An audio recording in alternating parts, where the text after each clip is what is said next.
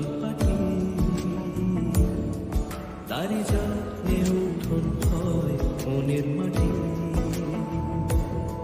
সে যে যত্নে আঁকা, সে যে স্বপ্নে ধোয়া, তাকে বানায় সোনা অনুরাগের ছোঁয়া।